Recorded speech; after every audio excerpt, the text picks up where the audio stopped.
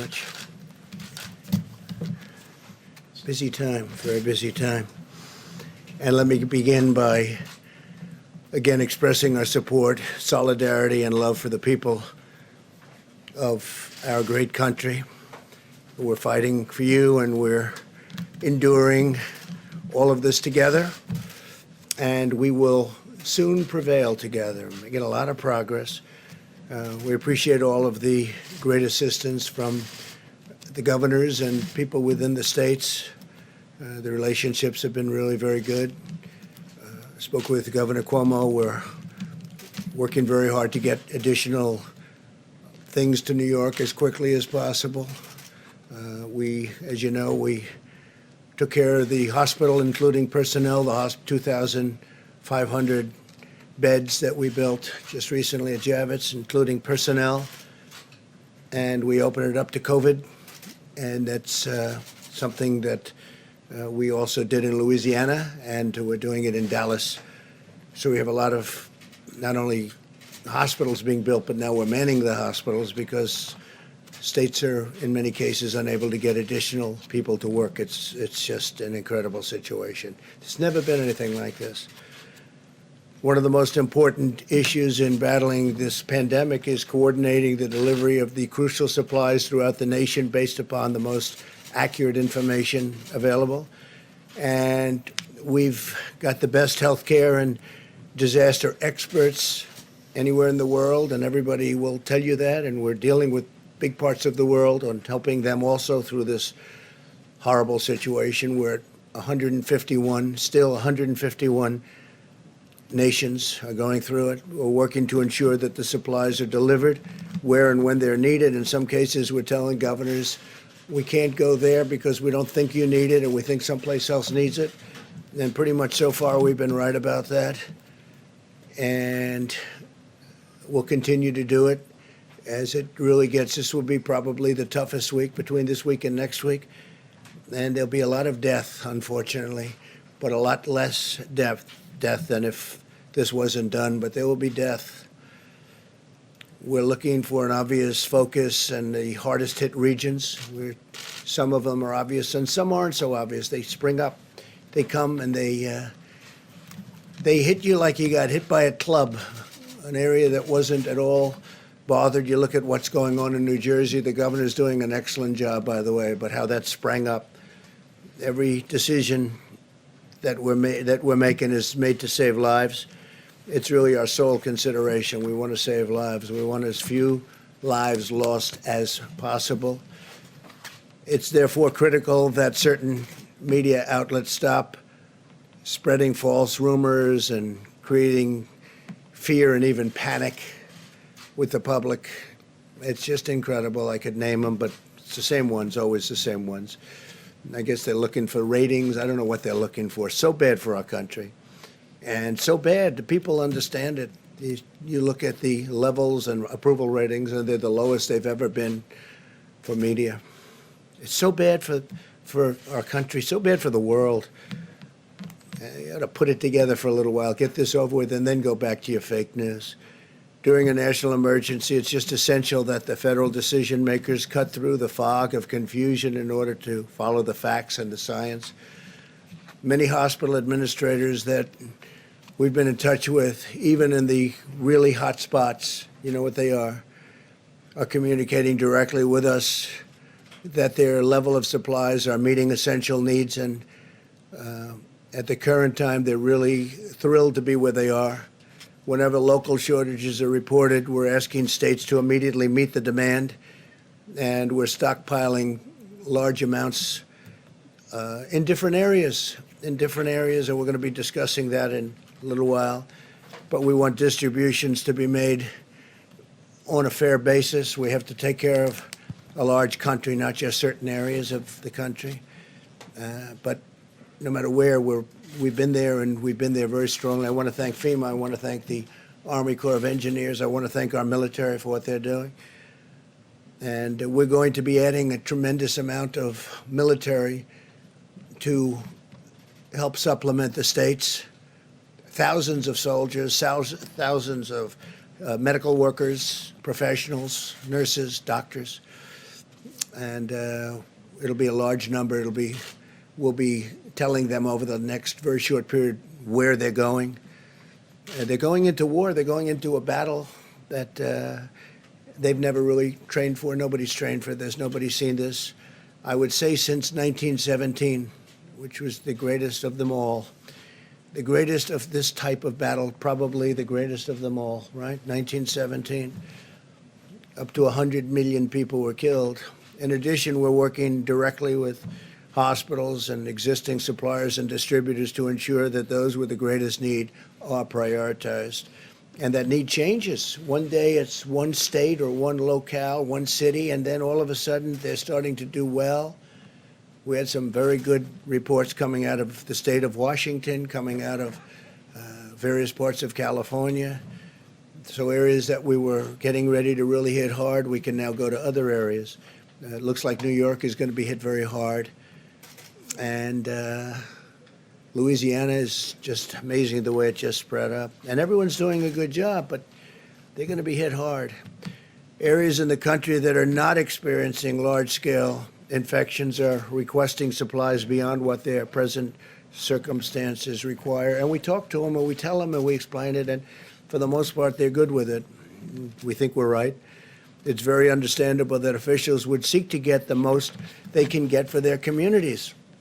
But the fears of the shortages have led to inflated requests. We have some states and areas where they're just asking for far more. I mean, look, we had one state asking for 40,000 ventilators. 40,000. Think of it, 40,000. It's not possible. They won't need that many, and now they're admitting they don't need that many, but we're getting as many as we can to them. Again, nobody's ever seen anything like this in terms of ventilators, in terms of protective equipment and uniforms and outfits. But it makes it more difficult for distributors to prioritize the real need, and it could intentionally, and, you know, look, everybody has proper intentions, but they want to make sure they're 100%, and sometimes when they know they don't need it, they want it anyway. It gives them that extra feeling of satisfaction, but we just can't do that. It's not even possible to think about it. And that's why, and we're a backup. Remember, we're a backup. We're the greatest backup that ever existed for the states, especially when we start getting into the hospital building business and getting into the medical center building business. When you see we built many hospitals, numerous hospitals in some states and medical centers. That's why my administration's been requesting actual usage numbers directly from the states and hospitals to meet their needs, because we want to be ready when the brunt of it comes, which is coming quickly. You see it. You see it as sure as you can see it. And when the brunt of it comes, we want to be ready to hit the area that needs it. We don't want to have spent everything in one area and they don't need it there to anywhere near the extent. So let me be extremely clear about one point. We will move heaven and earth to safeguard our great American citizens. We will continue to use every power, every authority, every single resource we've got to keep our people healthy, safe, secure, and to get this thing over with. We want to finish this war. We have to get back to work. We have to open our country again. We have to open our country again.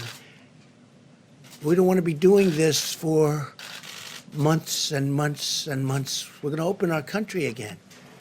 This country wasn't meant for this. Few were. But we have to open our country again.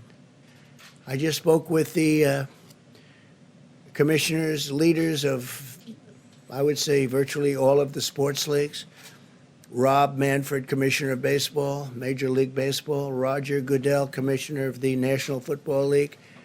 Adam Silver, Commissioner of the National Basketball Association. Gary Bettman, Commissioner of the National Hockey League. Jay Monahan, Commissioner of the PGA Tour. Kathy Engelbert, Commissioner of the Women's National Basketball Association. Dana White, the Ultimate Fighting Championship. Vince McMahon, President of the WWE. Don Garber, Commissioner of Major League Soccer. Steve Phelps, President of NASCAR. Michael Wan, Commissioner of the LPGA. Roger Penske, founder and chairman, Penske Corp, and Drew Fleming, president of the Breeders' Cup. And there are a couple of others on, and these are all the great leaders of sport, and they want to get back. They got to get back. They can't do this. Their sports weren't designed for it. The whole concept of our nation wasn't designed for it. We're going to have to get back. We want to get back soon, very soon. For example, and I have to say, we're using the Defense Production Act very powerfully. In some times directly, in many cases indirectly, just the threat of it's usually enough. But FEMA and HHS have ordered 180 million, think of that, 180 million. Who ever heard of 180 million N95 masks? And we're working now with 3M to see whether or not that all works out, but we want them to help our country.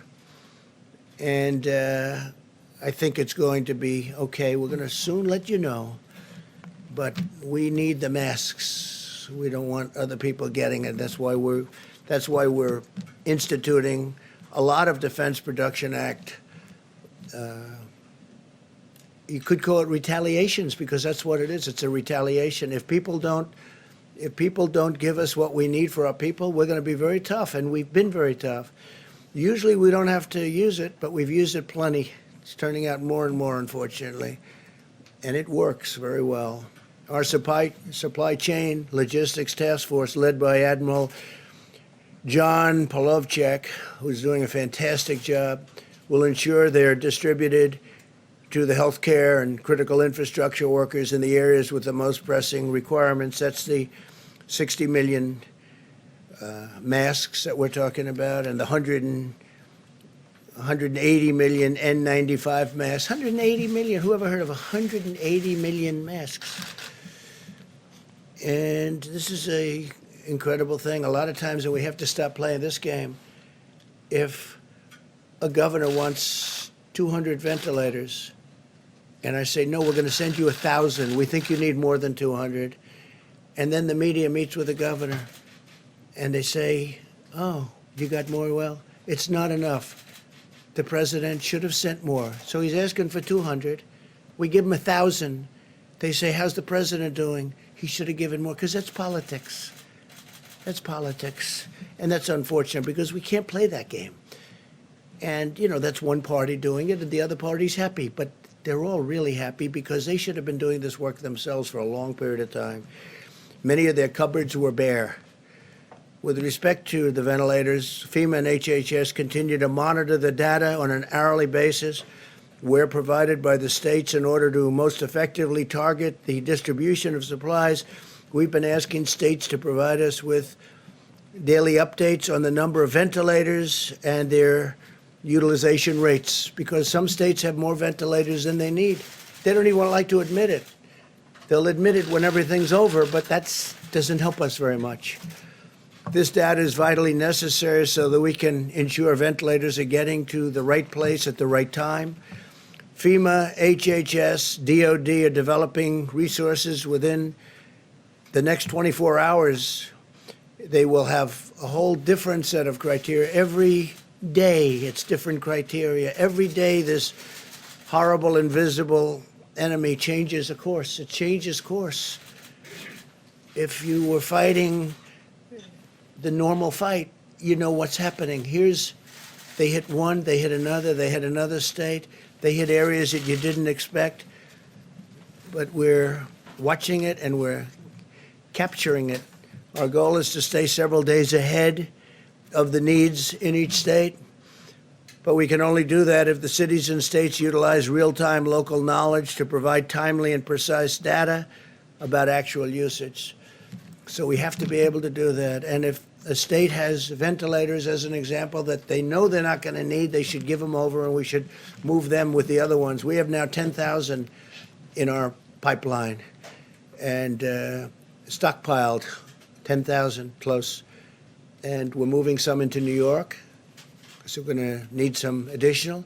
We're moving some into New York City and state separately, and we're bringing them to the point where they'll need them.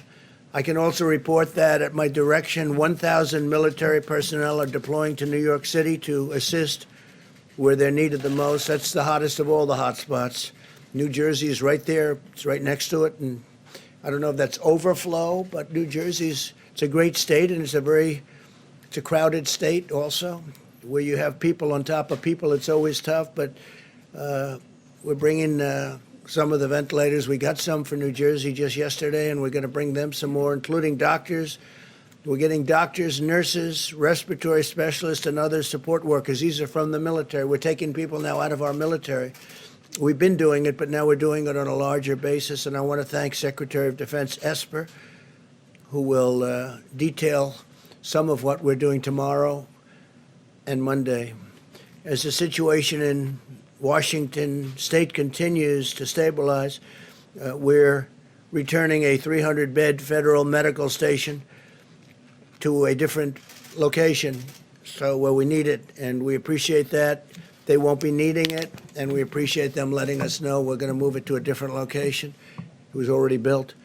Many governors initially made large requests for federal support for their states in anticipation of a greater number of cases, but the residents of Washington State have done a really good job of following the federal distancing guidelines. They really have. I'm also pleased to report that Oregon will be spending and sending.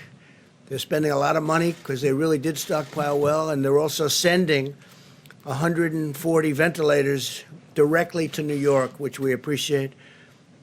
And I want to thank the Vice President for the great work he's doing every day dealing with our nation's governors. Mike Pence has been working day and night on this, and we want to get it over. He's got to get a little more sleep than he's getting. He hasn't been getting very much, I will tell you that. And we're all in this together, and it's a beautiful thing to see how people are joining forces to help one another. They really are.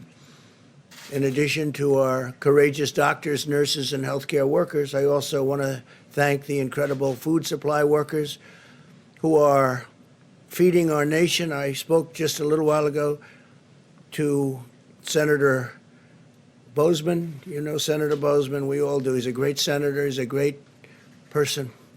We spoke just this morning, and we discussed how important it is to keep our farmers and ranchers, processors, and distributors in our nation's prayers. And I want to thank the senator for the incredible job he's been doing. And a lot of the senators and congressmen and everybody's working very hard. My administration is working very aggressively to pioneer new medical countermeasures to treat and prevent infection. Working on a lot of things. We must utilize our nation's scientific brilliance to vanquish the virus. We have to vanquish the virus as quickly as we can, because we have a lot of things happening in this country, and we have a great future, but we have to get back to work. This week, the FDA established the Coronavirus Treatment Accelerator Program, which is expediting the development of new antiviral and other therapies, and they're doing it on a very rapid basis. And I think we're having some very good results. We'll tell you about that. HHS continues to speed the development of therapies derived from human blood that have the potential to lessen the severity or shorten the length of the illness. And as you know, last Saturday, the FDA also gave emergency authorization for hydroxychloroquine. And the hydroxychloroquine is I hope it's going to be a very important answer. We're having some very good things happening with it, and we're going to be distributing it through the Strategic National Stockpile. It's going into the Strategic National Stockpile to treat certain patients, and we have millions and millions of doses of it, 29 million to be exact. In addition to that, we're making it, and we're also getting it from various other locations and countries. In one case, I called Prime Minister Modi of India this morning. They make large amounts of hydroxychloroquine, very large amounts, frankly. And I said, they had a hold because, you know, they have 1.5 billion people, and they think a lot of it. And I said I'd appreciate if they would release the amounts that we ordered, and they are giving it serious consideration. But they do India makes a lot of it. But we have already 29 million, if you look, I mean, that's a big number, 29 million doses. And we've got millions of doses that are being made here, and many millions of doses that are made elsewhere that are being shipped here, and it will be arriving. We're just hearing really positive stories, and we're continuing to collect the data, but I'll just speak for myself. It's been out for a long time. It's a malaria drug. It's also a drug for lupus. And there's a study out that people with lupus aren't catching this horrible virus. They're not affected so much by it. Now, maybe that's correct. Maybe it's false. You're going to have to check it out. But there's a lot of very positive things happening with that. That's a game changer if that's the case. Obviously, we continue to work on the vaccines, but the vaccines have to be down the road by probably 14, 15, 16 months. We're doing great on the vaccines. I think Johnson & Johnson is leading, seems to be leading in terms of the studies, but we'll see what happens. But I feel good about that, but that's down the road. But tremendous promise with what's just been mentioned. In addition to that, Gilead Sciences has initiated a phase 3. That's down the line, meaning clinical studies of the drug remdesivir. Now, it's approximately 1,000 patients, which is a pretty good study. Other drugs are also being studied in patients. And this week, Oracle, great company, donated a new web portal. Larry Ellison, amazing guy, and platform to the government to gather real-time data on how patients are responding to the various new treatments. And they have a very sophisticated site. We'll be learning a lot from Oracle, and thank you to them. We're also spending economic dollars like you wouldn't believe, and speeding economic relief to American workers, families, and businesses. Yesterday, the Small Business Administration launched the Paycheck Protection Program to help employees keep paying their workers. In 24 hours, the Small Business Administration and over 1,200 lending partners processed over 28,000 loans. It's so far ahead of schedule, and billions of dollars. It's worked out incredibly well, and I want to thank Bank of America and J.P. Morgan Chase and a lot of the big banks that have been involved, and a lot of the community banks.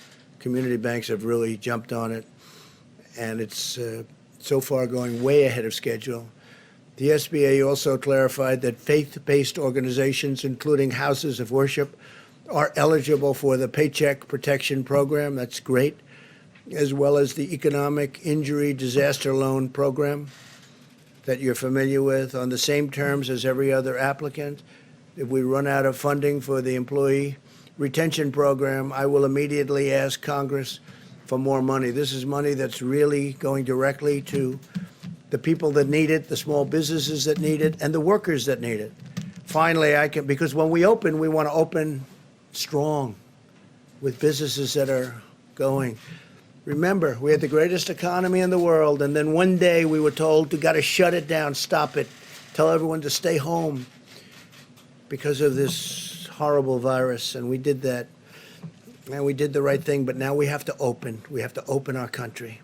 Finally, I can report that as of today, the State Department has successfully coordinated the safe return of more than 40,000 Americans stuck abroad on over 400 flights from 75 countries. Many of those countries were terrific in helping us, and I appreciate that very much.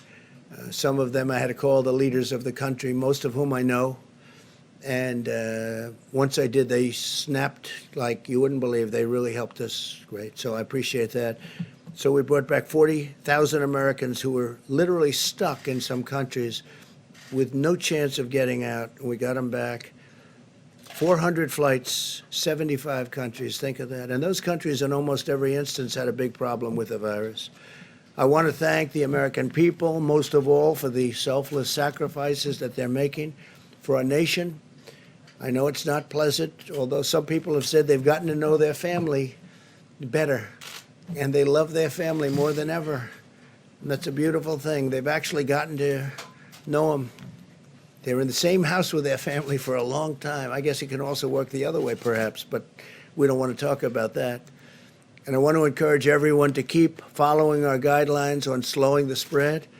Sustaining this war effort is, and that's what it is a war effort, is the patriotic duty of every citizen. While we may be more physically distant for a time, we're closer together in the heart and in the spirit. And through this great national unity is happening. We're having a great unity developing that a lot of people didn't think would be possible to develop like this. And we will conquer the disease and restore our nation to its full and glorious might. We're doing really well, and I'm very proud of everybody out there. We're very proud of you. It's something that nobody could have ever projected. It's been over 100 years that a thing like this has happened. And the problem with this one is the contagion. It's so contagious.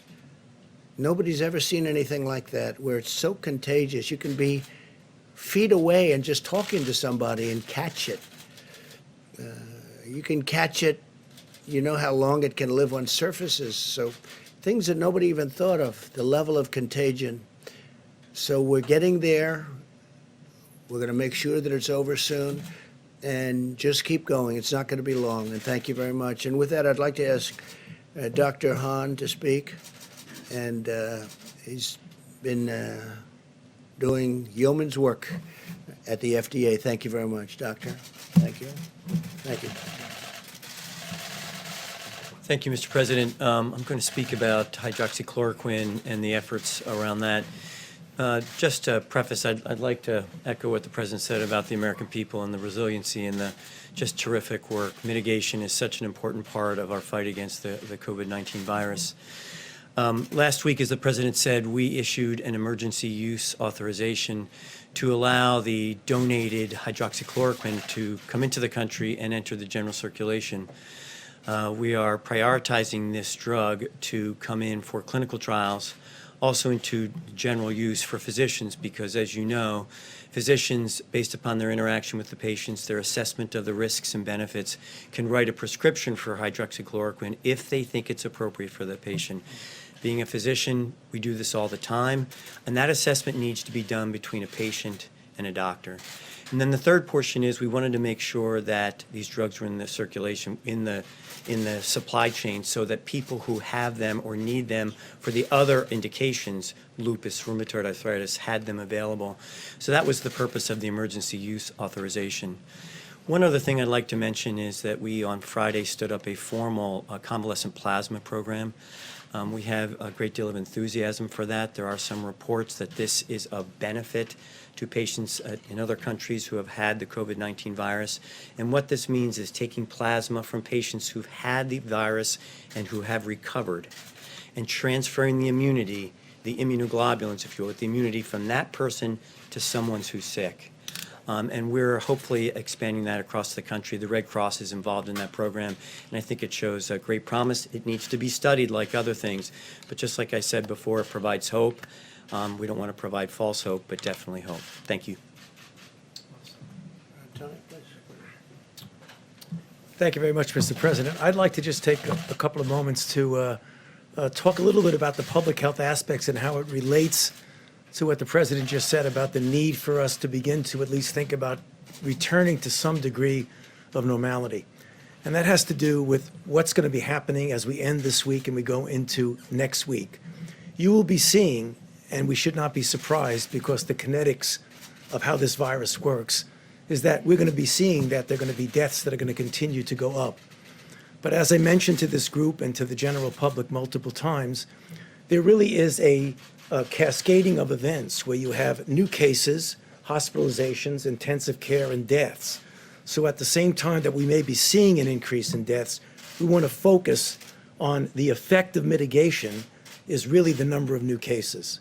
And that's what we're going to be thinking about and looking about.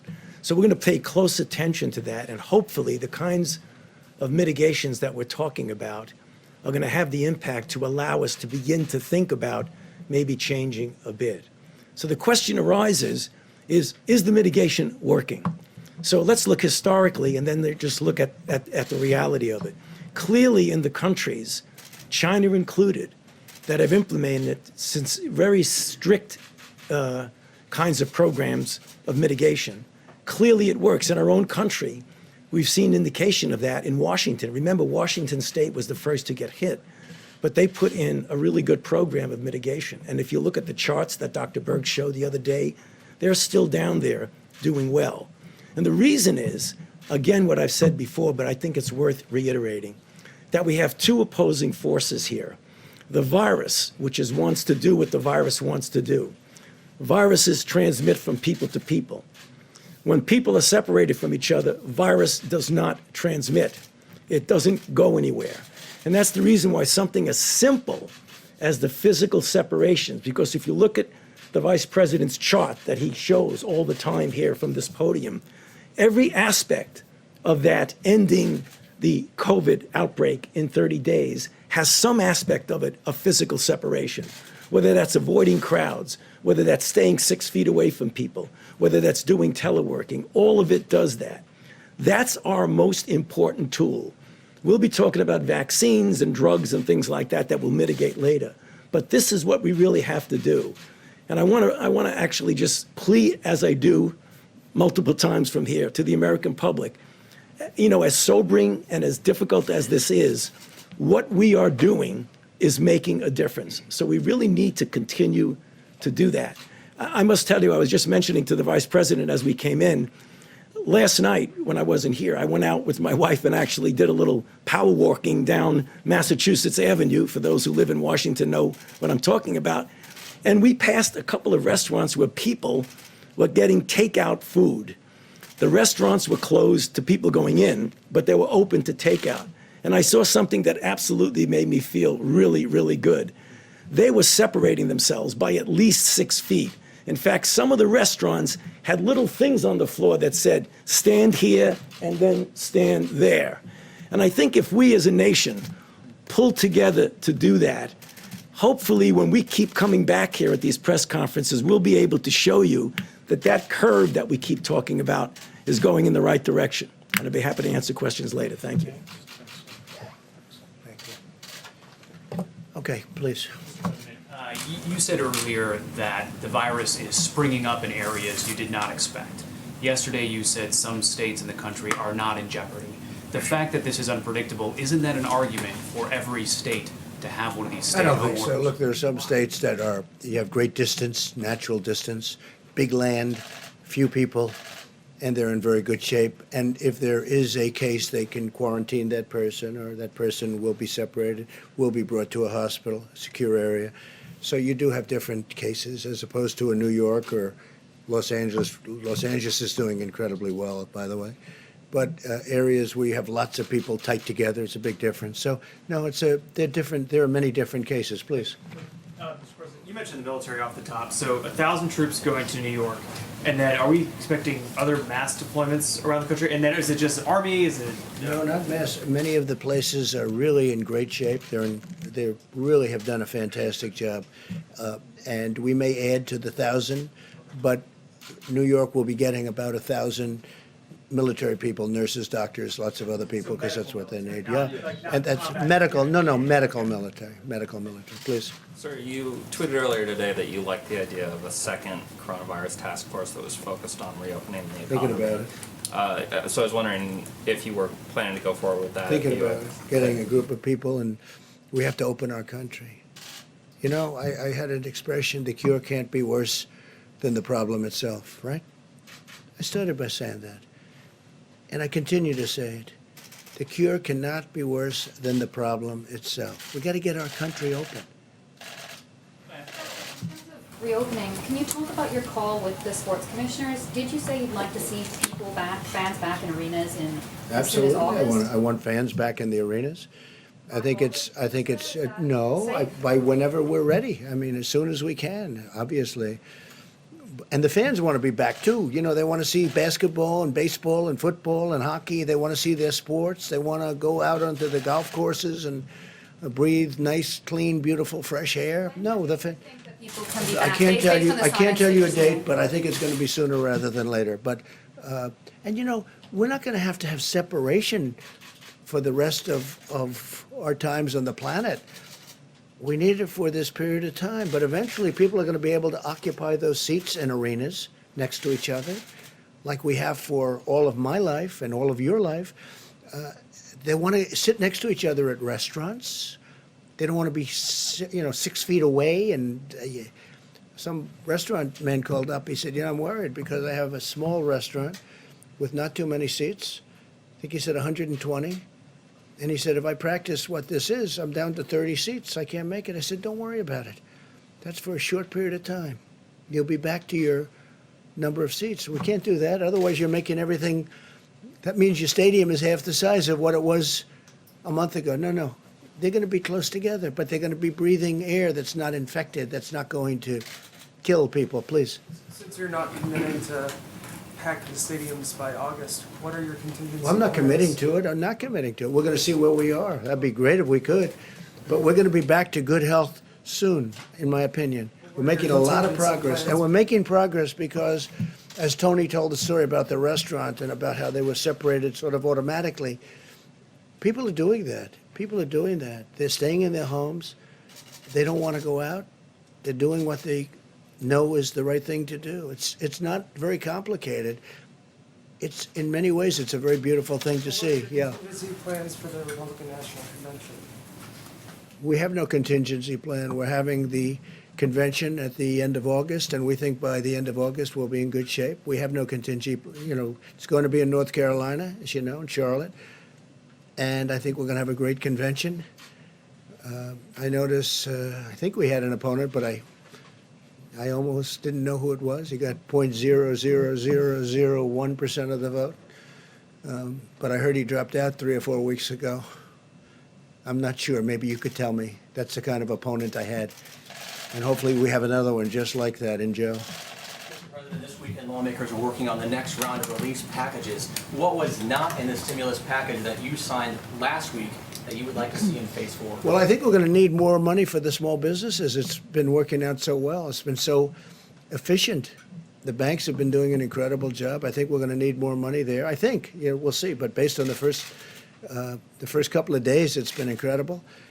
I think that restaurants and entertainment, that would include sports leagues, all forms of entertainment, go back to the original, where they get tax deductibility for what they're doing, and for people come in and buy tickets or go out for meals, and corporations can then send people into these restaurants who are going to have a hard time otherwise opening, in my opinion, and that could be the same for the sports leagues. So we want to see for entertainment and for restaurants deductibility so that corporations can take a deduction. They'll send their executives, they'll send people there, and they get a deduction. That is something that will really bring life back to the restaurants. I think make them hotter than before. They used to have it. And when they ended it, it was really never the same. It was never the same. Yeah, please. Mr. President, you just said that you want to see as few lives lost as possible in this Right. pandemic. That's right. But there are still 8 governors, all Republicans, who have refused to issue these statewide stay-at-home orders. Your own experts, including Dr. Fauci, have said stay-at-home orders are the most effective way to stop the spread of this virus. So why not do everything possible Well, and urge Tennessee those just governors did it. right Yeah. now Yeah. to do that? We have a thing called the Constitution, which I cherish, number one. Number two, those governors, I know every one of them, they're doing a great job. They're being very, very successful in what they're doing. And as you know, I want the governors to be running things. Now, in some cases, we'll supersede, but in this case, it's not. Do you think they should? I'm not asking if you I think it order them to, depends. but- It depends on the individual state that you're talking about. But they're doing very well, and they're doing a magnificent job in running their Well, states. South Carolina has 1,700 cases right now of coronavirus. Utah has 1,255. I mean, are these not states that you think should have No, those I think stay-at-home they're doing a orders in great place? job. Well, that's a very small number relative to population. It's larger than some states that do have stay-at-home orders Okay, already in that's place. it's up to the. If I saw something wrong, if I saw a massive breakout, of which that's not, I would come down very hard. But Isn't the key in this pandemic getting ahead of those numbers, though? no, not in that case, but in the case, I know the states you're talking about. By the way, I think you're up to 92% is covered. 92% of the country is covered. And from a constitutional standpoint, they made the difference. They called the shots. Yes, Jeff, go ahead. Mr. President, just a question about messaging. You and the others here are saying people need to continue following the mitigation efforts, but you're also saying again, the cure must not be worse than the problem. Which is it? No, I'm just saying we have to get this country open, Jeff. It has to get open. This country was not designed to be closed. So we have the greatest we've ever had, and then we're paying people to stay home? Think of it. We're paying people not to go to work. How about that? How does that play? I understand that. And they want to go to work, by the way. They don't want money. This country is great. But we're paying people. We have to get back to work. That's what I'm saying. Go ahead, please. Mr. President, this is off topic. It's about the announcement from last night. It's a yes or no question. Not that we expect the answer to be yes or no. But wasn't Michael Atkinson doing the job of the Inspector General of the intelligence community, the job he was supposed to do when he simply took the whistleblower complaint to Congress that what hadn't been taken previously? Wasn't he doing the job that he was supposed to do, that American taxpayers were paying him to do? And why did you decide to terminate? I thought he did a terrible job. Absolutely terrible. He took a whistleblower report, which turned out to be a fake report. It was fake. It was totally wrong. It was about my conversation with the president of Ukraine. He took a fake report and he brought it to Congress with an emergency, okay? Not a big Trump fan, that I can tell you. Instead of saying, and we offered this to him, no, we will take the conversation, where fortunately we had a transcript. If we didn't have a transcript with the kind of deception and dishonesty that were practiced by the Democrats, I might not be standing here right now, okay? Fortunately, we had a transcript, and it was a perfect transcript because even the lieutenant colonel admitted it was correct. Okay, wait a minute, you asked a question. So he took this whistleblower, and I keep saying, where's the whistleblower, right? And why was the whistleblower allowed to do this? Why was he allowed to be, you call it fraudulent or incorrect transcript? So we offered this IG, I don't know him, I don't think I ever met him. He never even came in to see me. How can you do that without seeing the person? He never came in to see me, never requested to see me. He took this terrible, inaccurate whistleblower report, right? And he brought it to Congress. We offered to have him see my exact conversation. It was all about the conversation, by the way. That was the whole thing. It was about the conversation, right? And then after he saw it, he must have said, wow, because as I've said it many times, and it drives you people crazy, it was a perfect conversation. So instead of going and saying, gee, this is a terrible thing he said about the president's conversation. Well, it was a fraud. I didn't say that. And by the way, you have the whistleblower. Where's the informer, right? And here's another question. Remember, before I gave the transcript, in other words, before I revealed the real conversation, where's the second whistleblower? Remember the second wait. There was going to be a second whistleblower. But after I gave the conversation, he just went away. He miraculously went away. Where's the informer? Because there was going to be this informer. Maybe Schiff was the informer. You ever think of that? He's a corrupt guy. He's a corrupt politician. So listen, I say this. Where's the informer? Remember, the informer was coming forward. But I gave. Because, see, I did one thing that surprised everybody. This gentleman right here said, boy, that was a shocker. I revealed the conversation. I got approval from Ukraine because I didn't want to do it without their approval. And they said, absolutely, you did nothing wrong. By the way, President of Ukraine, foreign minister, said he did nothing wrong. And over that, with 196-0 vote by the Republicans, not one dissenting Republican vote, dishonest Democrats impeached a president of the United States. That man is a disgrace to IGs. All right, let's go next, please. He's a total disgrace. Did you run by your decision to dismiss the Inspector General by Senator? Okay, we'll get off this because people want to talk about what we're talking about. But let me just tell you something. That's my decision. I have the absolute right. Even the fake news last night said he has the absolute right to do it. But ask him, Why didn't you go and see the actual conversation? There was no rush. He said, oh, we have to rush it. He even said it was politically biased. He actually said that. The report could have been, you know who the whistleblower is, and so do you, and so does everybody in this room, and so do I. Everybody knows, but they give this whistleblower a status that he doesn't deserve. He's a fake whistleblower. And frankly, somebody ought to sue his ass off. All right, it's enough of the whistleblower. Go ahead, please. The governor of New York today said that he is still desperate for ventilators and that he has accepted 1,000 of them from the Chinese government. Are you concerned Well, that what he didn't states- say is, okay, let me tell you what he didn't say. Two very good friends of mine brought him those ventilators, right? Two very good friends of mine, they brought them. If you'd like their name, I'll give you their name. But should states and No, but cities have the to governor rely didn't on mention China that. and Russia It came to supply? through the Chinese, the country of China. But they were given by two friends of mine. But he didn't tell you that. Now, the governor also, you'll see when you read the letter, the governor also asked for 40,000. He wanted 40,000 ventilators. Now, the governor, as you know, had a chance to get 16,000 a few years ago. He decided not to get that. The state of New York has asked for help. I've given him 4 hospitals, 4 medical centers. Then I gave him an additional hospital. Then I gave him military people to operate the hospital. They were not supposed to be COVID hospitals. The ship is not. Interesting thing happened with the ship. People aren't in accidents because there's nobody driving. There's nobody taking motorcycle rides down the West Side Highway at 100 miles an hour. People are away. So people aren't being injured. Now they're asking whether or not we could open up the ship for COVID. We have given the governor of New York more than anybody has ever been given in a long time. I'll just say, I was going to say in history, but in a long time. And I think he's happy. But I think that, because I watched what he said today, and it was fine. I wouldn't say gracious. It wasn't gracious. It was okay. I must tell you, Gavin Newsom has been gracious. Los Angeles, California, the job we've done, and all of California. Why does that matter if they're gracious or not gracious? If It they doesn't need matter. supplies? It doesn't matter. But I think when we've given as much as we've given to New York, somebody should say nice. I'll tell you who's been very nice.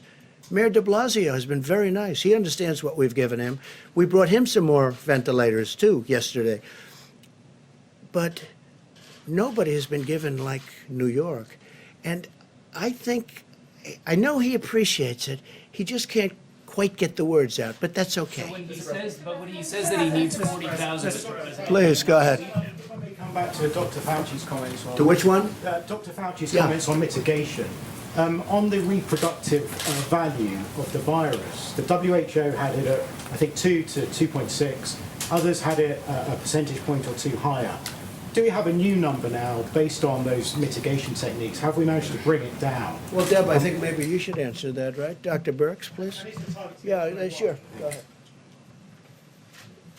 You know, it's an excellent question, and it's why all of the modelers, and I really want to thank them again, they're reevaluating all of their models in light of the level of the impact of the mitigation.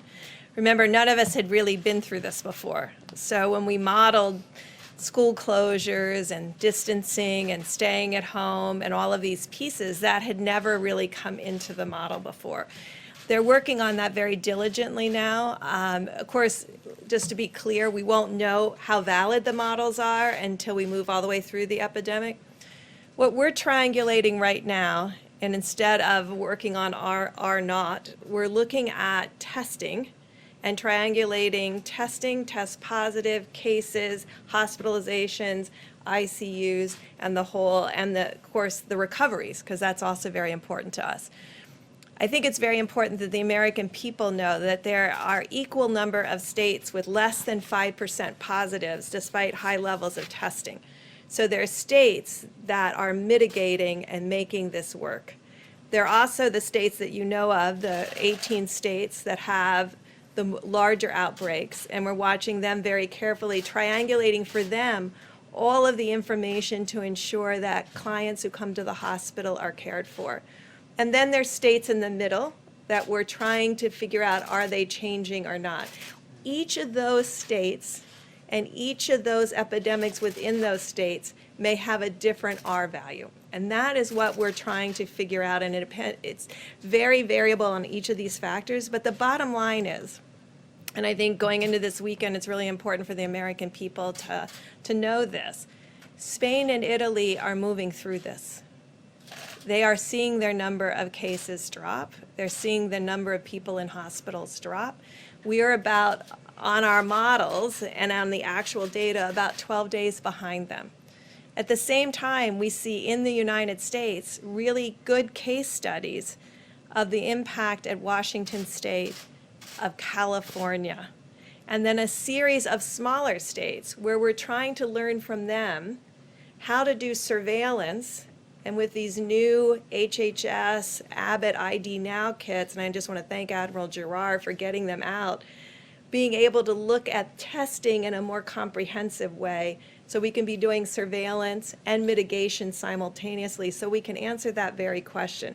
It's going to be very difficult to answer at this moment across the United States because each metro cluster is on a different pathway as they move through the epidemic. And I think we just really ought to emphasize through, because we see Italy, we see Spain moving through, and we hope to be in that same position.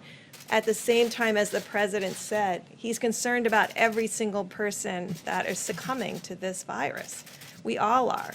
And that's why we're making sure that in this triangulation, they're tracking minute by minute. When we say FEMA and HHS is tracking minute by minute the ventilator, hospital, and ICU bed need, that's exactly what's happening. And also being flexible and responsive. To have DOD take 1,000 healthcare providers out of their medical corps is a very big deal. I was in the medical corps for 29 years. We never did that. So this is saying we respect and understand the importance and value of the American lives and doing that. But the R values will be variable by state. Can I just follow up? A week ago, we were talking about a county by county. Before I do that, you had breaking news last night. You know that, you saw that, where I think the probable presidential candidate for the Democrats will be Joe Biden. And he agreed that I was correct when I stopped people from China very early, very, very early, from coming into our country. And Dr. Fauci said that was a very big moment because it would be a much different picture we have right now had we allowed thousands and thousands of people from a specific area, I don't have to go into it, from China, to come in highly infected. It would have been a very different thing. The other thing, so I appreciate the fact that he did, because I was called xenophobic, racist, I was called many things when I did that very early. And I got a lot of credit for it in the Federalist, because the Federalist covered the whole journey. And they said Trump was, I didn't speak to the author, respected author. They said Trump was right at every single move. And on top of that, he was going through a fake impeachment, a hoax. I was going through a hoax when I made the decision. And that does take a little time, and certainly a little thinking time. But I appreciated the fact that Joe Biden announced last night that he now agrees that I was correct. You saw the report come out that I was correct when I stopped people from China coming in at a very early date. President, can we talk about the Captain Crozier of the USS Roosevelt? Which one? What? Captain Crozier, who was removed, captain who was removed as the commander of the USS Roosevelt. I don't know if you saw the videos of sailors cheering for him as he left. Our reporting shows that some sailors have said that they are worried to re-enlist because they are not convinced that commanders are taking care of their health and taking care of them. No. What do you say to them? Well, I don't And know how much does about it. how I does can only removing tell you this. captain- Here we have one of the greatest ships in the world, nuclear aircraft carrier, incredible ship with thousands and thousands of people. And you had about 120 that were infected. Now, I guess the captain stopped in Vietnam and people got off in Vietnam. Perhaps you don't do that in the middle of a pandemic or something that looked like it was going to be. You know, history would say you don't necessarily stop and let your sailors get off, number one. But more importantly, he wrote a letter. The letter was a 5-page letter from a captain. And the letter was all over the place. That's not appropriate. I don't think that's appropriate. And these are tough people. These are tough, strong people. I thought it looked terrible, to be honest with you. Now, they made their decision. I didn't make the decision. Secretary of Defense was involved, and a lot of people were involved. I thought it was terrible what he did. To write a letter? I mean, this isn't a class on literature. This is a captain of a massive ship that's nuclear powered. And he shouldn't be talking that way in a letter. He could call and ask and suggest. But he stopped in Vietnam. A lot of people got off the boat. They came back and they had infection. And I thought it was inappropriate for the captain of a ship to do. I don't want to comment as to whether or not, but I agree with their decision 100%. In the back, please. Joe Biden actually just attacked you in a tweet. I don't know if you have seen it. He just what? Attacked you. He just said. Well, he that didn't write Donald- anything. Look, he has people, he has professionals from the Democrats Mr. President, let writing. me just read what he said. He said Donald Trump is not responsible for the coronavirus, but he is responsible for failing to prepare our nation to respond to it. How do you respond to that, sir? He didn't write that. That was done by a Democrat operative. He doesn't write. He doesn't, he's probably not even watching right now. And if he is, he doesn't understand what he's watching. But just so you understand, it was very nice what they wrote out. I don't know, you know, they released it at a strange time, you know, sort of a strange time to release something like that. But he admitted I was right. And if you read the Federalist story, which most of you won't, because you don't want to, but you'd learn something, because if you go, it goes through a chart, times. I was early. Dr. Fauci, I don't think he's changed his mind, but he said it was a very important step when we stopped China from coming in from the specific area that was heavily infected. We'd have a whole different thing right now. So I don't really know what Joe Biden said. I don't really care. And again, I see every once in a while I'll say something, I'll make a speech, and then it'll be critiqued, and I'll get this beautiful, brilliant critique. Joe Biden didn't write that. Joe Biden didn't write that. He wished he did, but he didn't. Go ahead, please. Back. Sure. Wanted to ask Dr. Fauci a quick question. China has warned of a resurgence of the virus. Has the U.S. developed a plan if, in fact, a second wave of the virus does, in fact, occur here in the country? Yes, we do. I mean, one of the things that obviously is parallel with thinking about the possibility, as I mentioned a little while ago, about mitigation allowing us to turn the corner very much on the front burner, is what happens when we do, because the risk of there being a resurgence is real. So what we need to do, and I believe I said this before, but it's worth repeating, that what we need to have in place, and we will have that in place, is that as you then pull back, you have to have the capability of, in a very pristine, precise way, do the kind of containment when you do see it. Because remember, when you get to mitigation, containment takes the back seat because you're just struggling to mitigate. But when you get it down, you need to make sure it doesn't resurge. So that will require the ability to test, to identify, to isolate, and to do contact tracing. That's what we have to have in place, and hopefully we will at the time that we then pull back. Question for Dr. Ott from the FDA. You mentioned the plasma, sir. So these are this plasma that people that were infected that have now either recovered or they're doing well enough, and then they're transferring it to, is it family members? Can you walk us through that's working, and is it kind of like a case-by-case basis in certain hospitals? What are the results from that? I just was not familiar with that. So this is a situation where someone who's recovered from the virus, doesn't have the virus in their system at all, you can take plasma, and this is a pretty routine procedure. You can actually donate a couple times a week, a couple times a month, frankly, and give that plasma. That plasma contains the proteins in the blood that have the antibodies against the virus. You can take that, process it, and then give it to someone who's ill. And so that allows you to transfer that immunity. It doesn't have to be matched by family or anything like that. Since last Tuesday, the Tuesday before last, we've allowed academic centers and other laboratories and hospitals around the country to do this on a compassionate use basis. What we did was we pulled this together in what's called an expanded access program and run it through the Red Cross because they've got the greatest system and capacity for doing this. And this allows us to scale up so that when people get sick, we can actually have these donated plasma packs given to the patients who are sick. So do people need to be donating plasma enough to, obviously some of us don't know if we've had it or recovered. What should people be doing? So we've started with the Red Cross in this program. We made an announcement yesterday. We are planning to actually scale that up, and we'll have more information this week because we want to make sure we have the systems in place. It's a superb question. Thanks, sir. Right, Jeff, go ahead. Mr. President, can you clarify the situation with 3M right now? Germany said that it was an act of piracy, that 200,000 masks were apparently diverted from Thailand to the United States instead of to Berlin. Is that a miscommunication? Did that actually happen? And should 3M be fulfilling contracts for We're very masks to other disappointed in 3M. They should be taking care of our country, and they can sell to others, but they should be taking care of our country. The people that have dealt with them have dealt successfully with many companies over the last month. They don't like the way 3M has treated our country. They don't, frankly, like the representatives of 3M.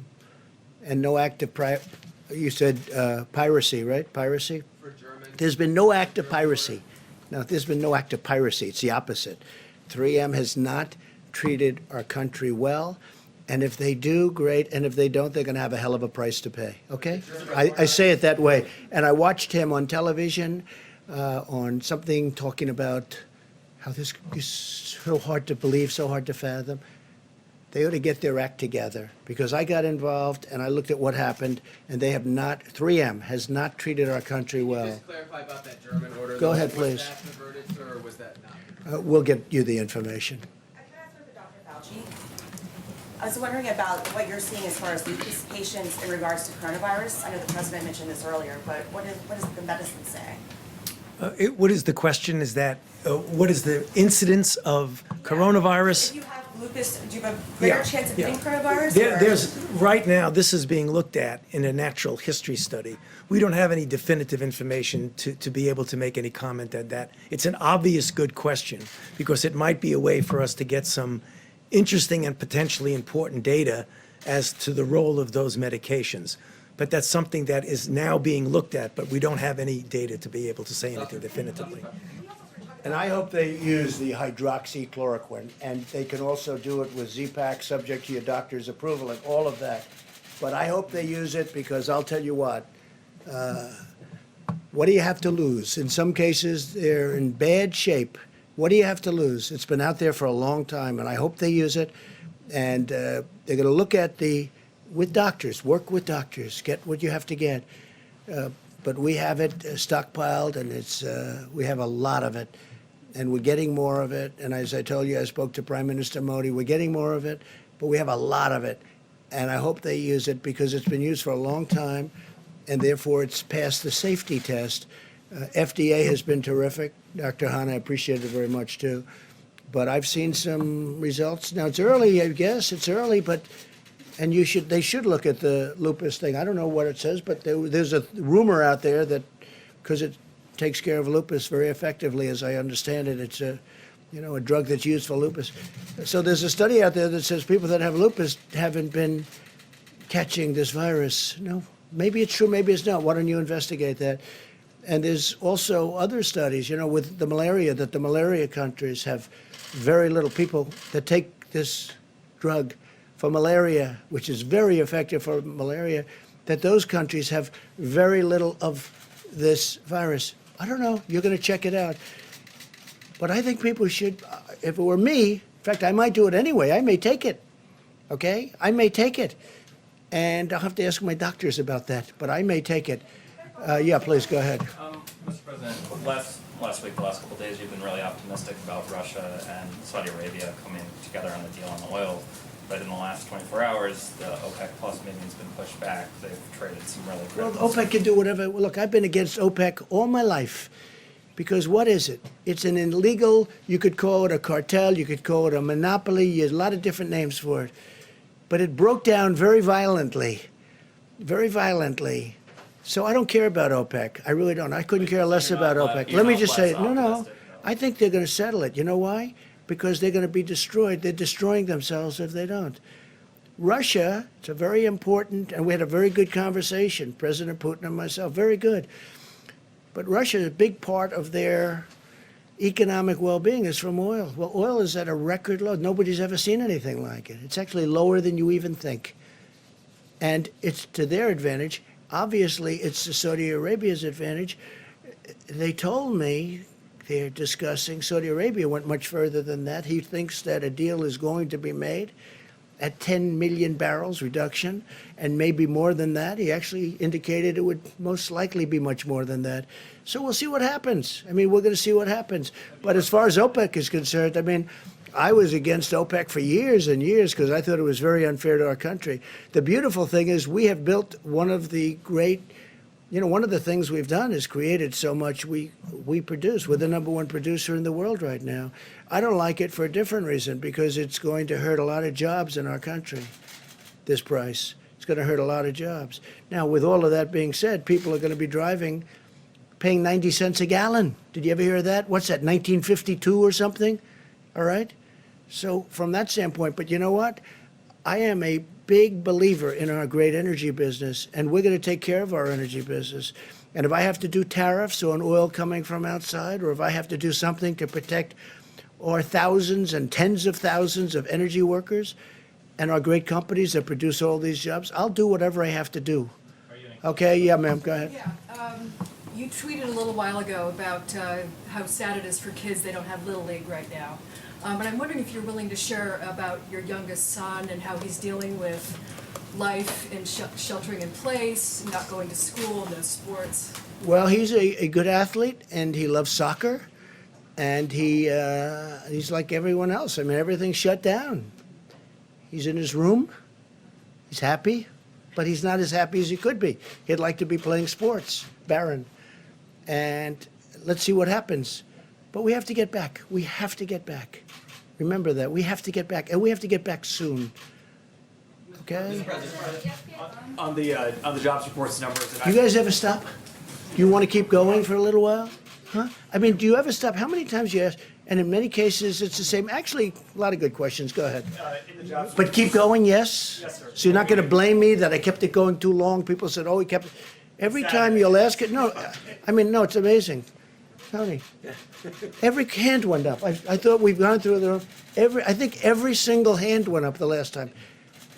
You know what it shows you? It shows you that you love what you do. Go ahead. We do love what we do, sir. You do. No, you do. And some of you do it well. Not all of you. Go ahead. I'm not looking at you, by the way. So we did get the jobs reports numbers yesterday. Obviously, that's kind of a small portion because it's only the first half of March.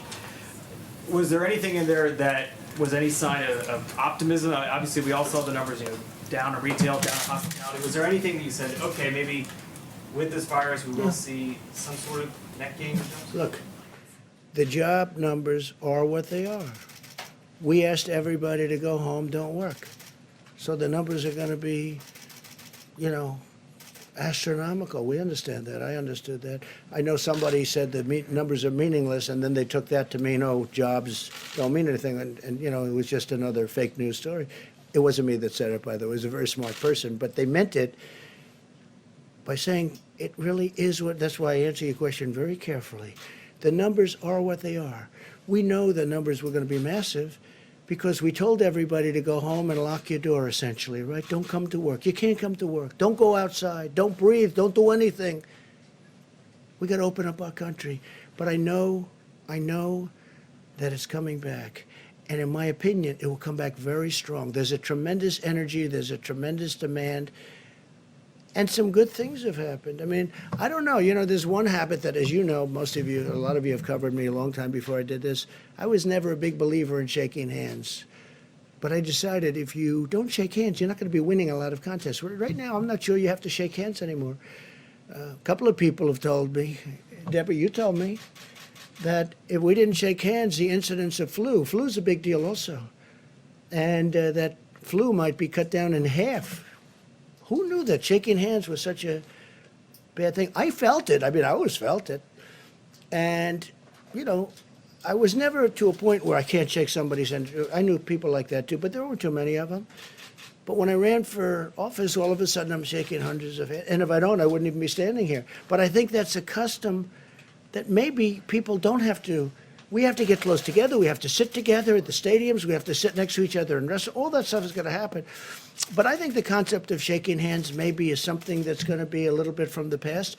Let's see what happens. Maybe they'll go right back to shaking hands. My last question today, how about that? Good. Is there anything you want people to do to show their support, especially we have two doctors up there, to show their support for the medical community? Is there something that, we've seen people clapping when nurses leave, I've seen Well, people we've make- seen a lot of that. You might say something that, I have seen such support. I saw this morning where everyone's, they're clapping for fire department, they're clapping for police, but they are really these people are, you know what they're like? They're like, Tony, they're like warriors, Mike. They're like warriors. They were going into Elmhurst Hospital, which has been tragic, right near where I grew up, in Queens. Going in, and the people in buildings are going, I mean, they're the rock stars. They're warriors. Nurses, doctors, first responders, what they're going through. And they don't even know what's going to happen. I mean, they go in, and by the way, even if they have great equipment, they're catching it. You know, great equipment. They have good equipment, they catch it. They catch it with good, with bad. It is evil. But Tony, you might say something, and Mike, you may say something about that. Yeah, I'm glad you brought up that question, because I don't think people can really fully appreciate the extraordinary effort of these people. I mean, it's amazing. I did all of my medical training in New York City in a big, busy New York City hospital at a time when it was just what you normally see in a hospital. I came to NIH, and I spent about 5 to 8 years in the very early years of the AIDS epidemic, which was just the darkest years of my life, because almost every single one of my patients died. And yet, as we knew epidemiologically, that there was very little risk. There was a small risk, but very little risk of getting infected from a patient. To see now what these brave warriors are doing in the hospitals, not only giving life-saving treatment to people, but every single day putting themselves at risk for themselves and their family. I just think that the American public owe a phenomenal debt of gratitude for these people. How do you want them to show that? And they should just salute them at every ways you can. You know, when we were at war, and at the height of the war in Afghanistan and Iraq, when you're at an airport and you'd see somebody with a uniform come by, everybody would do that. I think that's what we should do when we see healthcare workers, just applaud them. Pretty much what's happening. Mike, please.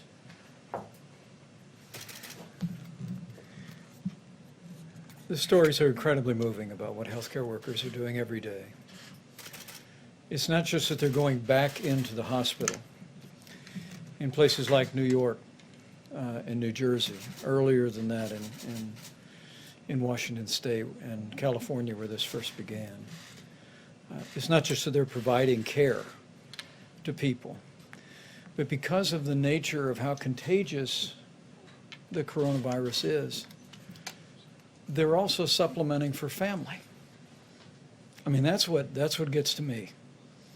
When I hear the stories that, understandably, in nursing homes and in hospitals, they're restricting visitors, and they should, to prevent the spread of the virus to be brought into the hospital or to be brought out. And so to hear the stories of healthcare workers who are holding up an iPhone while someone who's critically ill with the coronavirus may well be saying their last goodbyes to their family, and then to be there in those moments. I mean, our healthcare workers they're not just doctors and nurses today, they're supplementing for family, for people all across the country. And I just think, tomorrow's Palm Sunday. It's Holy Week in the great Christian tradition. And I have people ask me from time to time, send me an email or on the many conference calls that we have, they said, what can we be praying about? And my first thought is with the families who have lost loved ones and the patients who are struggling with coronavirus. But during this very special week, I just encourage people to pray for our healthcare workers. Pray for them and their families. They are really the hands and feet every day, not just of healthcare, but of the heart of the American people. And we are all grateful for them every hour of the day. And think also about the Army Corps of Engineers. That's a little different, depending on where they are and where they're working. But the Army Corps of Engineers, throwing up a hospital in New York City, 2,500 beds in 3 days?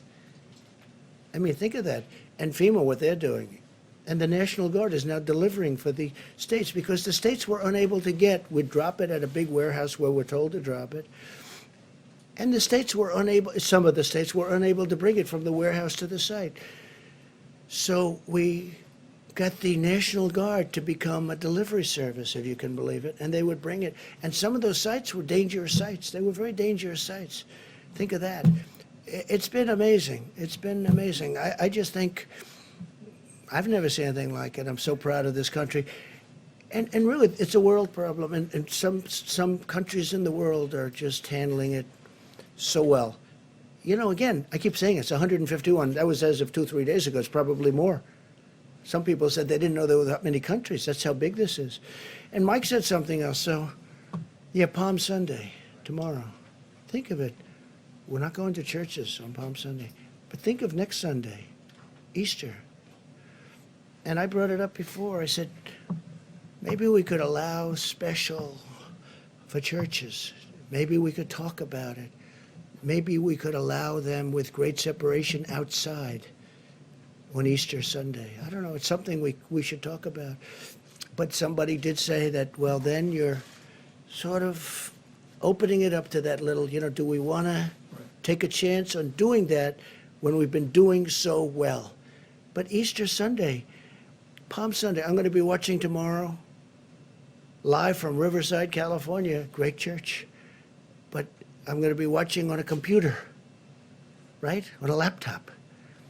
I think on Easter, maybe I'll be watching from a laptop as opposed. So how sad is it that we have Easter Palm and Easter Sunday, and people are watching on laptops and computers? It's sad. But the job that this whole country has done is amazing. But I'll say this, our medical professionals, what they've done, because they walk into those hospitals, you see them putting on their gear, and they're putting it on as they're walking through the front doors. And some of those people are going to die. They're going to die. You know, it's like incredible. And we can say what we want, Tony and Deb, about young and medium-aged, and there are plenty of those people dying too. You know, it generally hits the older people where they have problems. It hits young people too, and it hits middle-aged people too. But these people are walking into hospitals, and I watch. I think it's incredible. And they're putting their outfit. They're getting it, and they're going in. They're going. It's like a war.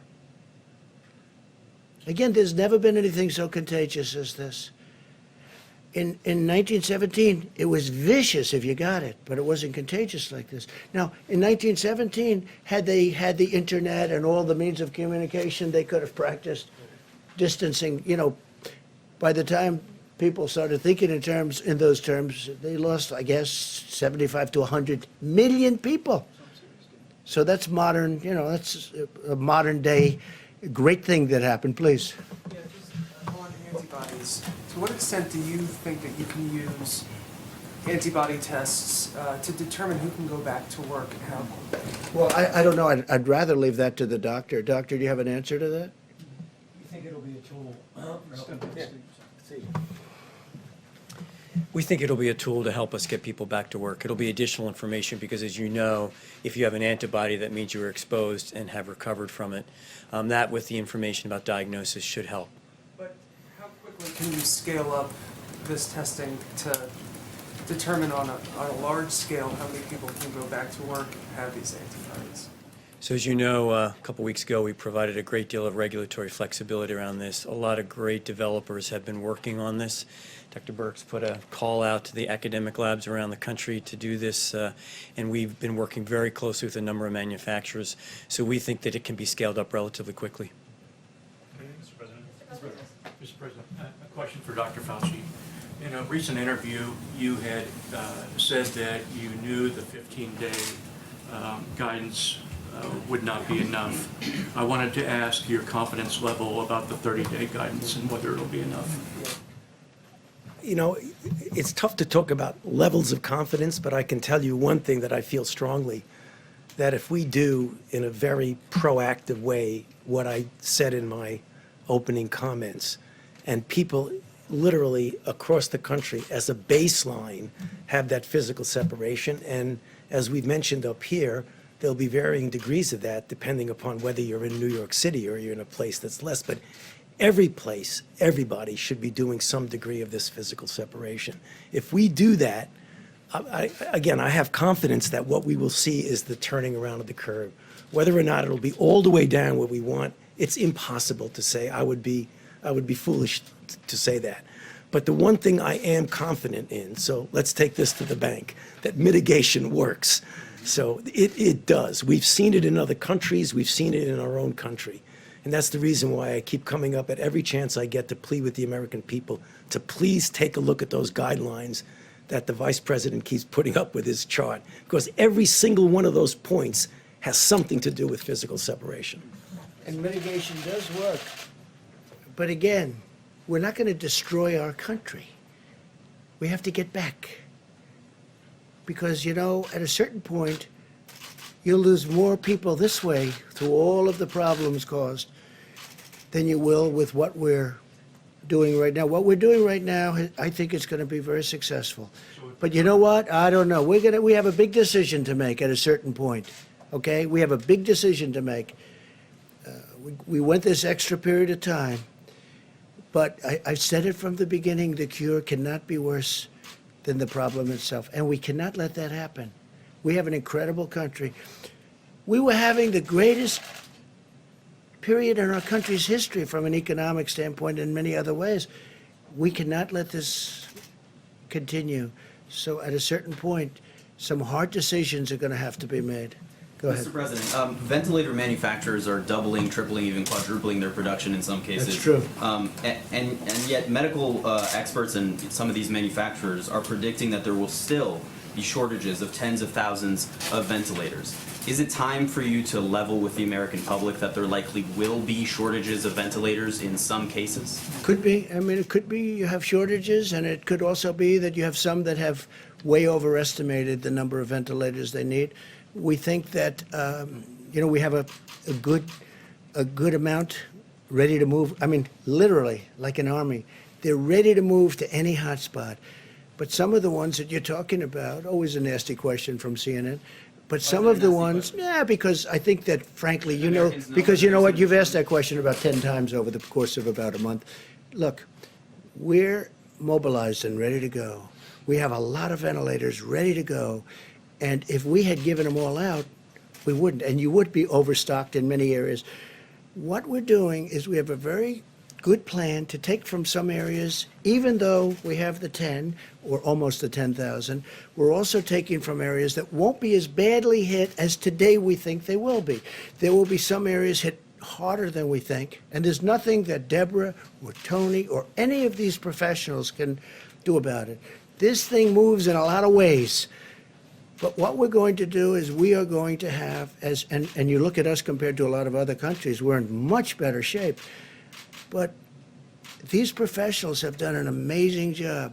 Now, over the next week and 2 weeks, it's going to be a very, very deadly period, unfortunately. But we're going to make it so that we lose as few lives as possible. And I think we're going to be successful. I think we already are successful in that regard. When you look at that graph and you see all of the bumps, if you want to call it, at a very low level, and you see a couple at a higher level, they were tough. But you see all of those levels. You know, when you look at, and when you hear about Italy, and then you hear about France, and then you hear about, what we have is we have many Italys all over. They're like countries. California is a country. New York is a country. If you look at them from the standpoint of what we're talking about, we have many, like, country spots. Some are hot spots, and there's nothing we're going to do about it. One of the biggest surprises is Louisiana, because it started off so good, and then all of a sudden it shot up like a rocket. But we are going to try and have ventilators wherever we possibly can. Jeff, go ahead. Despite the Herculean effort of some of these companies to ramp up production as fast as possible, it still won't be enough. Well, New York wanted 40,000 ventilators, okay? 40,000. Think of what 40,000 is. It's like cars. It's a big project. It's an expensive product. I mean, some of them are $50,000 a piece. I saw one the other day, 55,000. That was before they start playing the games with supply and demand, okay? Some are very, very, you call them luxury. Some are not. But frankly, these are very expensive products. These are very high-tech projects and products, and they take a period of time. We have thousands of them being built right now. Some will be ready. And we're going to have extra, and we'll keep them at hospitals. But a lot of hospitals, a lot of states had the chance of getting ventilators, and they turned those ventilators down so they could spend their money at something else. And in a way, I understand that, because who thinks a thing like this? It's not a knock.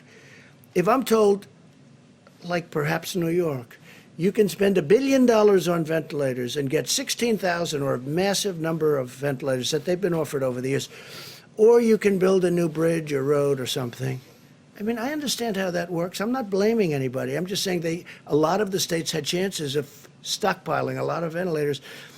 They didn't do it, and I think we're doing a very good job in helping them out. Please, Jeff.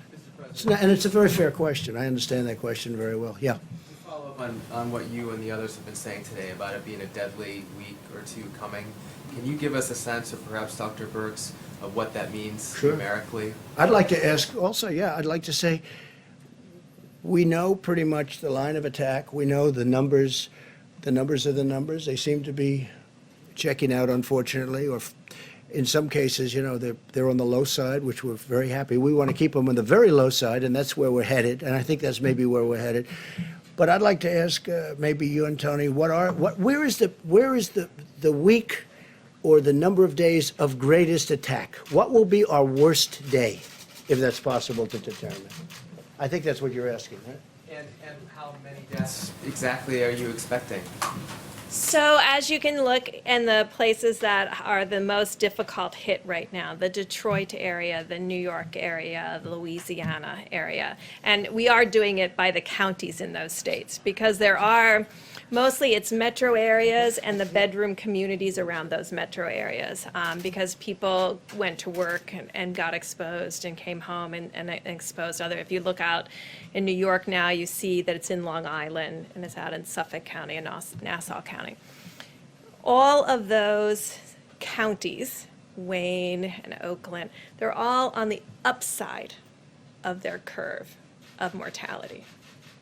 So when you get to the peak, you come down the other side. And when will that peak be? So by the predictions that are in that healthdata.org, they're predicting in those 3 hotspots, all of them hitting together in the next 6 to 7 days. And are you thinking tens of thousands of deaths in that period of time? You can go to the website. It's variable. Each one of those communities is different, but you know where New York is, how much their mortality has been, and what we're seeing today are the people who were infected 2 or 3 weeks ago. If mitigation in New York worked, and we believe it is working, the cases are going to start to go down, but the mortality will be a lag behind that because of the comorbidities and other conditions. So that's why all of the predictions are that this next week, and I think we said this last Sunday when we talked about the charts, and it's difficult to do. And we tried to prepare the American people to understand that you have to, as much as you go up, you have to come down the other side, because coming down is a reflection of the cases that were coming in before. Would you rather not say a number? I'd rather not say a number, but the numbers are available if you go to the website. I mean, you can see that there's several hundreds per day in New York.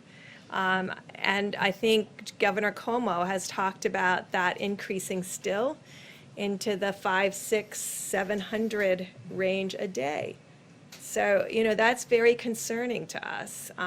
We, again, applaud the healthcare workers who are doing every single thing humanly possible to save more lives. And we are ensuring on a ventilator by ventilator, day by day, to get them there so that we can say and we can be there when they need it. Because we are supposed to be that group that comes in after all of the resources are exhausted. And we really applaud what Oregon did. And we really applaud what the governor is doing about moving between the states, between the different counties, to bring them to New York. Because that's what's needed today. A different place will be needed tomorrow. You mentioned, just to follow up on something apparently you said yesterday, that you had some concerns about Pennsylvania, Colorado, and Washington, D.C. Could you expand on that? We're watching them because they are starting to go on that upside of the curve. We're hoping and believing that if people mitigate strongly, the work that they did over the last 2 weeks will blunt that curve, and they won't have the same upward slope and peak that New York, New Jersey, Connecticut, and part of Rhode Island are having. So this is a very important, the next 2 weeks are extraordinarily important, and that's why I think you've heard from Dr. Fauci, from myself, from the president and the vice president, that this is the moment to do everything that you can on the presidential guidelines. This is the moment to not be going to the grocery store, not going to the pharmacy, but doing everything you can to keep your family and your friends safe. And that means everybody doing the 6 feet distancing, washing your hands. So, I mean, ditto to everything that Dr. Burke said, but also to emphasize why it's so important to do that, because we're looking at 3 or 4 really key hotspots that are still going up. It's absolutely essential that the ones that are down at that lower level that Dr. Burke showed the other day, those communities where they're still going up, we've got to make sure we don't have multiple waves of peaks. That's going to be the answer to the question of when we can start pulling back. Because if you keep having multiple peaks and different waves, that's going to make it very difficult. We put your foot on the, no, exactly what I said just before, and I keep repeating. Just make sure everybody does at least the minimal amount of that physical separation. Because the virus has no place to go if you're physically separated. And one of the reasons that I keep talking about hydroxychloroquine is that the question that nobody ever asks, and the question that I most hate the answer to, is what happens if you do have a ventilator? What are your chances? And I just hope that hydroxychloroquine wins, coupled with perhaps the Z-Pack, as we call it, dependent totally on your doctors and the doctors there. Because you know the answer to that question. If you do have the ventilator, you know the answer to that question. And I hate giving the answer. So I don't want to get them there. I don't want to get them there. There's a possibility. And I say it. What do you have to lose? I'll say it again. What do you have to lose? Take it. I really think they should take it. But it's their choice. And it's their doctor's choice or the doctors in the hospital. But hydroxychloroquine, try it if you'd like. The other thing, if you have a heart condition, I understand, probably you stay away from the Z-Pack. But that's an antibiotic. It can clean out the lungs. The lungs are a point of attack for this horrible virus. But when you have a ventilator, don't ask the answer because I hate it. If you have it and it's working beautifully, I don't like the answer because it's not a very high percentage. So I want to keep them out of ventilators. I want to keep them, if this drug works, it will be not a game changer because that's not a nice enough term. It will be wonderful. It'll be so beautiful. It'll be a gift from heaven if it works. Because when people go into those ventilators, you know the answers, I know the answers, and I'm glad you don't write about it. Mike, please. Well, you've heard from the experts what our task force has heard, that it's going to be a difficult week for the American people. You will see testing increased around the country, and so cases are going to continue to rise across America. And before I give a few facts relevant to an earlier question about ventilators, let me add my voice to what the President just said and what all the physicians who've spoken has said. Even though we see the losses rising in the days ahead, do not be discouraged, because there is evidence across the country that Americans have been putting the social distancing and mitigation into practice, and it is making a difference. We are seeing it in the new cases that are being reported. Because remember, families that experience loss up to this day and in the next week have a loved one who contracted the coronavirus, in most cases more than 2 weeks ago. In many cases before social distancing and mitigation efforts were put into effect. And so we want to encourage you, believe in the President's coronavirus guidelines for America. Go to coronavirus.gov, print them off again, put them on the refrigerator, and remind yourself to put them into practice. On the subject of ventilators, if I can amplify the point the President made, our team at FEMA is doing a remarkable job working with governors, state health officials, and local hospitals, particularly focused on our priority areas. We'll refer to the New York metro area, which includes New Jersey and Connecticut. We're focused on the New Orleans metro area in Louisiana. We're focusing on Detroit. We're focusing on Chicago. These are the areas where we see the significant rise in cases. And we are surging supplies, specifically ventilators, but all personal protective equipment from FEMA to those areas. And just to give you a couple of examples, I spoke to governors in New York, New Jersey, Louisiana, Massachusetts, Michigan, and Maryland today alone.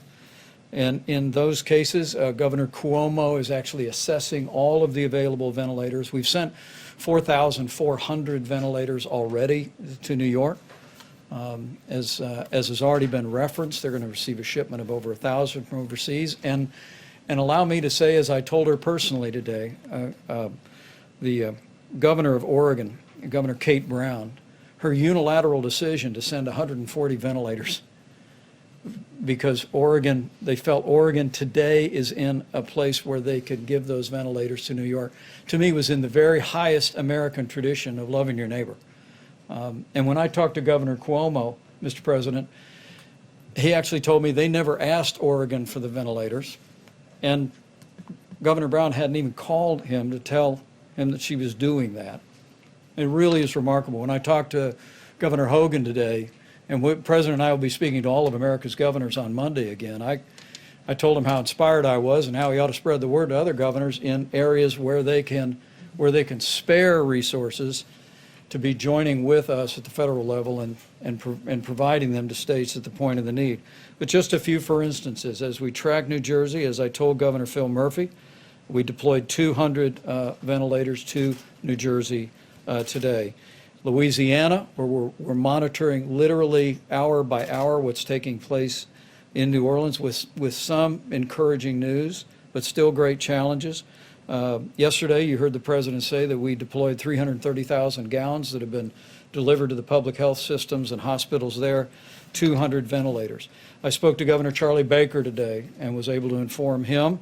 We're watching Boston area very closely. 100 ventilators are deploying today. I spoke to Governor Gretchen Whitmer today. Detroit is experiencing a significant number of cases. We're watching it carefully. And today, FEMA directed 300 ventilators to Michigan. Again, as the President said, we're all working our hearts out. But what I want to say to American families and what I want to say to healthcare workers is that we are going to identify the resources, leave no stone unturned, and we are going to focus resources on those areas in the order that they emerge. Now, the last thought is back on mitigation. We are hoping that we do not see other major cities in the country experience what Seattle experienced, what greater New York City area is experiencing, what New Orleans is experiencing, and that's all in the hands of the American people today. So I just want to encourage you, coronavirus.gov, put into practice the President's coronavirus guidelines, and you will do your part. to save lives, protect the American people, and ensure that we will have the resources to meet this moment wherever the need should arise. Mr. President, you spoke earlier about the SBA loan program that got up and running yesterday. But we're hearing from a lot of small business owners a lot of concerns about whether they will get this money. Some say some of the banks weren't ready yesterday to start processing loans. Some banks are layering, and some We're banks way are ahead of schedules. The banks have been great. layering extra JP restrictions Morgan on Chase, Bank of America, they're so far ahead. This is typical with you in particular. We hear they're behind. They're not behind. It's been flawless so far, far beyond our expectations. You should say, I hear you're doing well, but maybe, I don't even hear of any glitch. They've done billions of dollars of loans to small business. And these are great loans. These are loans that get immediately paid off. These are loans that get businesses back. I wish you could ask a question where something's working so well. Now, maybe things won't work well, and I don't mind that kind, but where something's working so well, and you ask a question in such a negative way. It's doing great. Yeah, go ahead. It's doing great, really good. Maybe it won't in 2 weeks, and I'll respond differently, but it's doing great. You know it, and so does everyone else. Everyone's shocked how well it's doing. Has mentioned in the Who did? past, Dr. Burks. Yes. Some demographics such as seeing that men might be more susceptible to the virus, seeing in Europe more cases among the between 30 and 50 class. Has the data that you've seen in the past 2 weeks changed that assessment? Are men more susceptible? What are I you don't think seeing? it's changed much, has it? No, same pattern as Europe. Same pattern, same answer that So that we've given you That for the includes last. folks with between month. 30 and 50 being more adversely affected than what we've seen in Asia? No, tomorrow I'll bring you all the graphs back so you can see it. We can bring an updated graph, but it's very similar. Please. Mr. President, a few days ago you talked about possibly restricting flights from hotspots. Where Yeah. are you on that? Where's your thinking? We're looking at it very seriously. Right now, we're dealing with governors, we're dealing with airlines, we're dealing with a lot of different factors. It's a very difficult decision. We're also doing testing, getting into planes, very strong testing. States are doing testing of people that leave planes because they don't want to have people coming in who are infected. So understanding that and the level of testing has been enormous, okay? And some states are saying you have to go in quarantine for 2 weeks if you come from certain areas. So knowing that, we're working with the governors. Mr. President, what kind of test, when you say testing, do you mean domestic travel or people coming in from Both, outside the country? both. Some states are doing, when they land, they're doing very strong, very powerful testing. Please, go ahead. Some airlines, sir, and they say they don't know what you're talking about. Okay, well, then you'll check up again. One last question on ventilators. Governments are doing it too, our government. Go ahead. One last question on ventilators. The governor of New York said that he received donation in ventilators from Jack Ma of Alibaba, which I think is your friend. Would you call on the business community to donate ventilators, not necessarily to New York, but other Yeah, states well- like Louisiana and No, Jack Ma Michigan? is a friend of mine, and he's made it very possible to get about 1,000 ventilators from China. But that was from him and my other friend. It was really a gift, and we appreciate it very much. It was very nice of them. All right, I think we've had enough. We'll be seeing you very soon, and I'm sure that you know that all of us are going to be working very hard. We're working very hard. We are really coming up into a time that's going to be very horrendous, probably a time like we haven't seen in this country, wouldn't you say? I mean, I don't think we've seen a time like this in the country, and we're getting to that point where it's going to really be some very bad numbers. We want to keep those numbers a lot lower than they would have been, and we will do that. We have tremendous talent working. We have tremendous people, and that includes governors. That includes everybody. Everybody's working, but unfortunately, we're getting to that time when the numbers are going to peak, and it's not going to be a good-looking situation. I really believe we probably have never seen anything like these kind of numbers, maybe during the war, during a World War, a World War I or II or something, but this is a war all unto itself, and it's a terrible thing. We will be seeing you soon. We'll keep you totally abreast. We're also going to be releasing new ventilator numbers because we have a lot of them coming and a lot of them going to different locations, and we appreciate it very much. Thank you. Thank you. testing backlog? Dr. Brooks, just a quick question. Are we in that 24-hour window yet?